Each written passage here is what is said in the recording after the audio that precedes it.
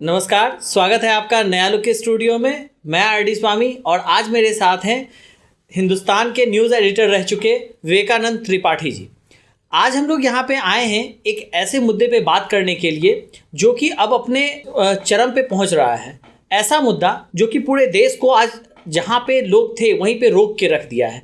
ये कितना जायज़ है इसका मूल्यांकन हम नहीं कर सकते यहाँ स्टूडियो में बैठे बैठे, लेकिन आज जो हमारे साथ व्यक्तित्व बैठे हुए हैं इनका अपना एक बहुत लंबा चौड़ा अनुभव है और ये काफ़ी दिन से इन सब चीज़ों को कवर करते हुए आ रहे हैं और काफ़ी ग्राउंड रियलिटी से ये अपने आप को जोड़ सकते हैं। इस वजह से आज इनको हमने अपने स्टूडियो में बुलाया था कि क्यों ना हम किसान के मुद्दे पे और क्यों ना हम भारत बंद के मुद्दे पे इनसे विस्तार में जानकारी लें। सर नमस्कार। सर पहली चीज़ मैं आपसे ये चीज़ पूछूंगा कि हमने देखा है कि ये देश आज जब जो हमारी पीढ़ी है तो हमारी पीढ़ी ने अभी से पहले जब देखा दो आंदोलन ऐसे देखे पूरे देश में जो कि पूरा देश उसको बहुत अच्छे से सपोर्ट किया था। पहला था अन्ना आंदोलन, दूसरा था निर्भया गैंग रेप जो दिल्ली में हुई थी।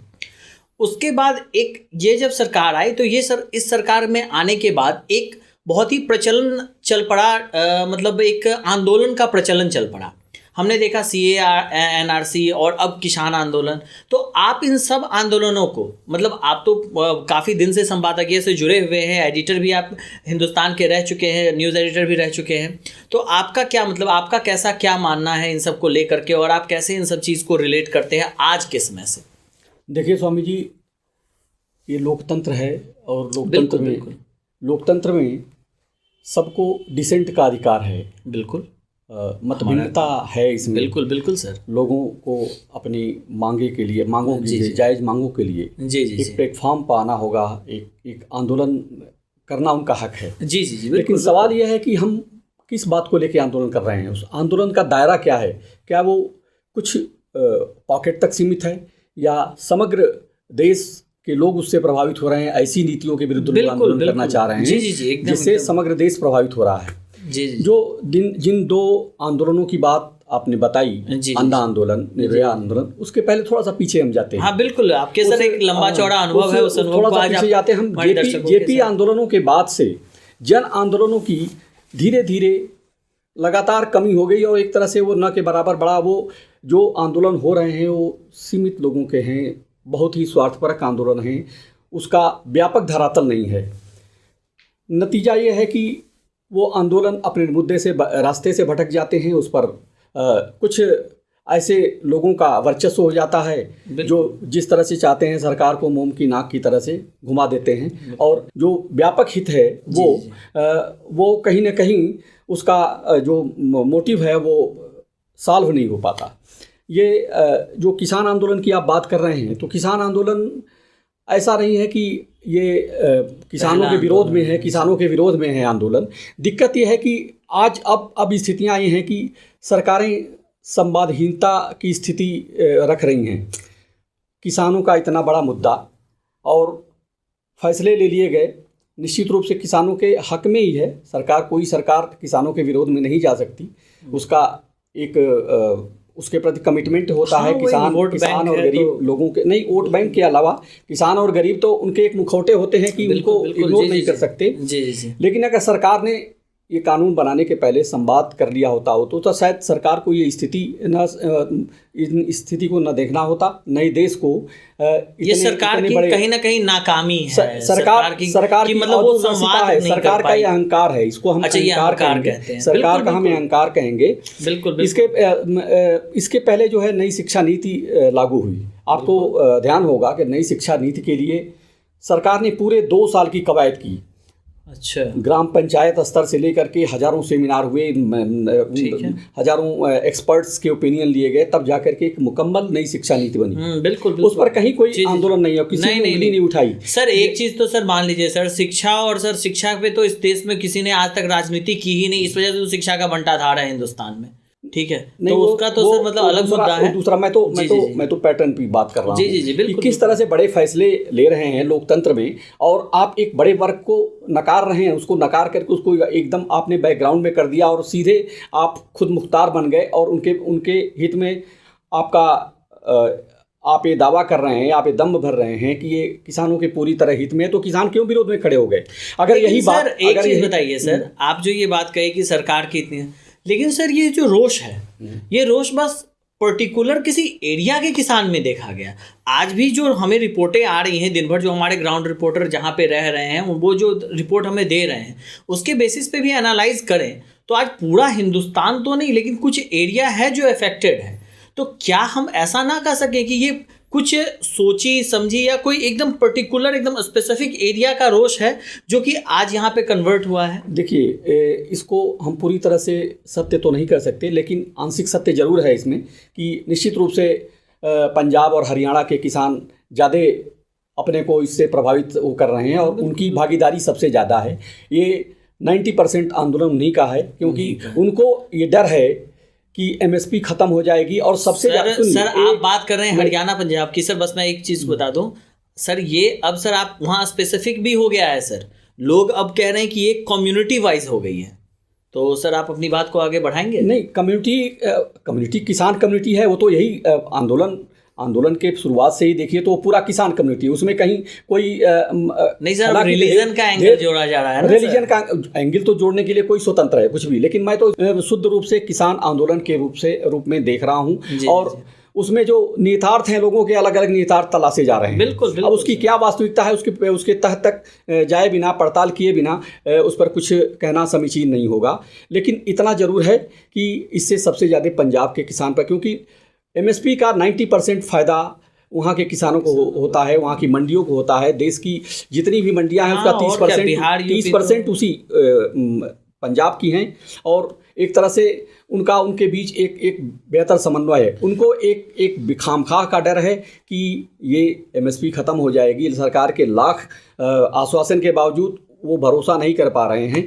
लेकिन सरकार ने वही गलती की, अगर ये संवाद उनसे किया होता पहले तो ये स्थिति नहीं आती। सरकार, एक मिनट मेरी बात पूरी हो जाती है। सरकार सोचिए, याद करिए कि एक आतंकवादी को छोड़ने के लिए कंधार तक स्पेशल विमान भेजा जा सकता है। किसानों से बात नहीं करना चाहिए था, किसानों से करना चाहिए था, सरकार के बिना बात। ये स्थिति देखिए, यहाँ जब भी लोकतंत्र में विपक्ष कमजोर होता है ना, तो इसी तरह से लोगों को सड़क पे आना होता है न्याय के लिए। मेरी बात पूरी होने दीजिए। लोगों को न्याय के लिए सड़क पे आना होता है। बिल्कुल। जो लड़ाई संसद में लड़ी जानी चाहिए वो लड़ाई सिर्फ विपक्ष की कमजोरी की वजह से सड़कों पे है, लोग लड़ रहे हैं। बिल्कुल, क्योंकि उनको लोकतंत्र में सर एक प्रेशर ग्रुप होता है सर, आप तो सर जानते ही हैं कि प्रेशर ग्रुप का। लेकिन हिंदुस्तान में आज तक जितने भी प्रेशर ग्रुप हुए सर, वो बाद में पॉलिटिकल पार्टी में कन्वर्ट हो गए। अन्ना आंदोलन के समय में ही जो एक प्रेशर ग्रुप तैयार हुआ, वो बाद में चल के पॉलिटिकल वेंडेटा सेट किया और पॉलिटिकल पार्टी है। तो जब भी जेपी के समय में एक प्रेशर ग्रुप का तैयार हुआ, तो जेपी जी के समय में तो उससे बहुत सारी पार्टियां निकली, समाजवाद की जितनी पार्टियां थी बिहार, यूपी और जहाँ जहाँ पूरे हिंदुस्तान में। तो सर यहाँ पे प्रेशर ग्रुप की एक बहुत कमी नहीं हम माने चलिए, अपोजिशन तो है ही। एक ऐसा ग्रुप जो कि लोकतंत्र में एक हेल्दी डिस्कशन का माध्यम बन सकता है, वो हिंदुस्तान से वॉइड नहीं है। वो है, लेकिन ये है कि वो बिल्कुल किनारे है, वो हाशिए पर चलता जा रहा है। वो जो दूसरा प्रेशर ग्रुप है जिसका मोटिव एक तरह से डिस्ट्रक्टिव है, वो प्रेशर ग्रुप ज़्यादा हावी है बनस्पत इसके कि जो प्रेशर ग्रुप जो कंस्ट्रक्टिव रूप अपना सकता है। ये तो बहुत सही बात कह रहे हैं सर कि कंस्ट्रक्टिव प्रेशर ग्रुप की एक बहुत बड़ी वॉइड है हिंदुस्तान में, और इसका खामियाजा हमेशा या तो कभी भी हमने देखा है 1970 के बाद से जितने आंदोलन हुए हैं उसमें कहीं ना कहीं देखने को मिला है। और जो भी प्रेशर ग्रुप आई हैं बाद में चल के वो पॉलिटिकल पार्टीज बन गई। तो सर अब एक और चीज़ मुझे बताइएगा, हमारे दर्शक को एक बात बताइएगा कि आपको क्या लगता है ये आंदोलन कहाँ तक जाएगा, और इस आंदोलन क्या ये तमिलनाडु के किसान की तरह, जैसे वो आए थे जंतर मंतर पे, वो तो कहते थे पेशाब वगैरह पीते थे और मतलब हड्डी तक खाते थे, ऐसा सर एक आंदोलन हुआ था आपको अगर याद हो तो। उसके बाद फिर ये जो है मतलब बहुत दिन तक ऐसा एक दौर चला पूरे हिंदुस्तान में कि मतलब किसान जो आंदोलन जो भी हुआ है, उसके बाद फिर लास्ट का CAA NRC वाला आंदोलन हुआ, वो भी एक आते आते शांत हो गया। तो क्या आपको क्या लगता है कि मतलब इस मुद्दा कहाँ तक पकड़ेगा, तुल पकड़ा है तो कहाँ तक जाएगा, या फिर ये उसी तरह ख़त्म हो जाएगा, और अगर ख़त्म नहीं होगा तो इसका क्या कॉन्सिक्वेंस होगा, इस पर एक बार मतलब आप एनालाइज कर दें। देखिए, ये किसानों का मुद्दा है, सरकार लगातार जो है प्रेशर में है। देखिए, बैकफुट पर हुए, कभी उसने वार्ता के दौरान कभी इस तरह का संकेत नहीं दिया कि वो बहुत इस आंदोलन को जो है उग्र रूप देने के लिए मौका दे रही है हमें। लगातार सरकार जो है एक तरह से अनुनय विनय के मोड में है। वो सरकार को लगता है कि जो गलतियां हो गई, जो संवादहीनता की स्थिति ने इस हद तक पहुंचाया इस आंदोलन को, वो फिर नौबत न आया। पॉलिटिकल पार्टियां जो रोटियां सेकना चाहती हैं वो उनको ये मौका ना मिले। तो सरकार की तो पूरी कोशिश होगी कि इस आंदोलन को समाप्त किया जाए और एक मकाम पर पहुंचा करके किसानों की ज़्यादा से ज़्यादा बातें सुनी जाएंगी। सर एक बात बहुत अच्छा कहते हैं कि हमेशा जो पॉलिटिकल पार्टी होती हैं वो चिताओं पे रोटी सेकने का काम करती हैं। सर का ये रहता है। तो बात तो देखिए, पॉलिटिकल पार्टी की जो सबसे बड़ी फितरत है कि जब वो सत्ता में होती है तो उस चीज़ का पक्ष लेती है, उसके पक्ष में खड़ी होती है। जो कभी विरोध में होती है तो उसके बरखिलाफ खड़ी होती है। यहाँ स्थिति है, कांग्रेस सहित 24 पार्टियाँ इस बंद के आंदोलन को समर्थन दे रही हैं। जरा पीछे देखिए, 1988 का दौर याद करिए, टिकैत का दौर। टिकैत 5 लाख किसानों को लेके पहुंचे थे डीसी दिल्ली में। बिल्कुल। पूरा जंतर मंतर पर वो कर लिया था। 7 दिन चला था आंदोलन। अंत में क्या किया कांग्रेस ने लठिया करके भगा दिया उन किसानों को। आज वही कांग्रेस किसानों की इतनी बड़ी हितैषी, मैं किसी पार्टी का प्रवक्ता नहीं हूं, लेकिन जो स्थितियां हैं लोकतंत्र में न्यूट्रल नहीं, आप स्थितियों को देख करके उसके हिसाब से अपना एक परसेप्शन बनाते हैं। मैं उस परसेप्शन के आधार पर कह रहा हूँ। शरद पवार जो कृषि बिल के कभी सबसे बड़े समर्थक हुआ करते थे, आज जो है वो उसके खिलाफ खड़े हैं। सिर्फ इसलिए कि किसी का रचनात्मक दृष्टिकोण नहीं है। सब अपने अपने स्वार्थ के लिए काम कर रहे हैं। देश हित तो है ही नहीं। इतना बड़ा बंद से एक दिन में 32,000 करोड़ का लॉस हुआ है। किसके पॉकेट से जाएगा? किसानों के पॉकेट से, आम आदमी के पॉकेट से जाएगा। वो जो बंद करने वाले हम अपनी मांगों के लिए बंद कर देंगे, हम अपनी मांगों के लिए सड़क रोक देंगे, हम अपनी मांगों के लिए बसें जला देंगे, हम अपनी मांगों के लिए ट्रेन रोक देंगे, हम आप लोगों का जीना दुभर कर देंगे। आप अपने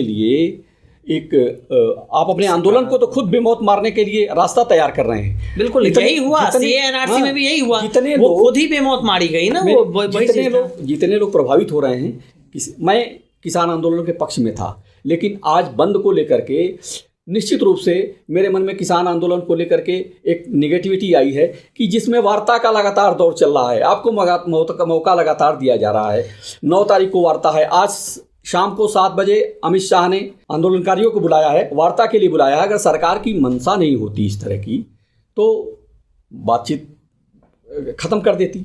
बातचीत देखिए, हिंसा का रास्ता या ये जिस स्तर से अपनाया गया है, बंद का आह्वान किया गया है, ये तब की बात थी जब सारे रास्ते बंद हो गए होते। अभी रास्ते बंद नहीं सर। मैं जाते जाते सर, बस हमारे पास सर बहुत ज़्यादा वक्त तो है नहीं, बस जाते जाते आपका एक रनिंग कमेंट लेना चाहूँगा कि क्या विदेशी शक्तियों का हमारे आंदोलन में, टर्की का CA/NRC के समय में और अभी कनाडा का इन्वॉल्वमेंट इंडिया के समय में, जाते जाते एक रनिंग कमेंट्री दे दें कि कितना सही है और कितना गलत है? देखिए, निश्चित रूप से कनाडा के प्रधानमंत्री ने जो वक्तव्य दिया, वहाँ के सांसदों ने जो वक्तव्य दिया, या ये आधिकारिक रूप से ये बिल्कुल इसका जितनी घोर निंदा की जाए उतनी कम है, जितनी निंदा की जाए वो कम है। कि हमारे देश के आंतरिक मामलों में कोई देश कौन होता है हस्तक्षेप करने वाला? हम और इसी वजह से कहीं ना कहीं सक्षम है इसे सुलझाने के लिए। हाँ, तो फिर क्यों? और कभी भी जब आप भी किसी बाहरी ताकत को अगर बुलाते हो तो उससे हमारा आंदोलन कहीं ना कहीं कमजोर होता है, उससे लोग बिछड़ना शुरू हो जाते हैं और आपका आंदोलन अंतिम में जाकर के एक वैसा प्रारूप नहीं ले पाता जो आप देना चाहते हो।